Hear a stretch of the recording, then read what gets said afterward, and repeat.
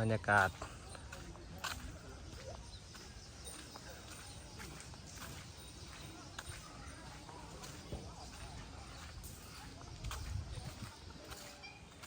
ยามแรงวัดบาทเผยแล้ว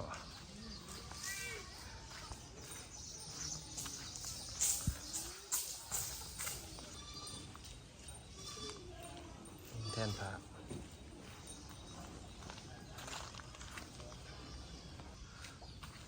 เป็นวัด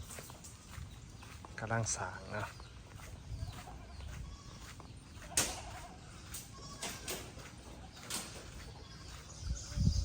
ต้นไม้ต้นข้างงามได้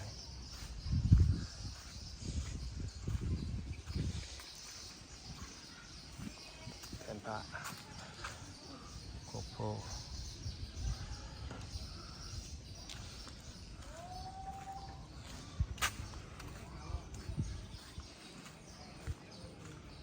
สิงศาลาลังไม้ที่กำลังก่อสร้างที่พระท่านได้แล้วงบ4 ตึก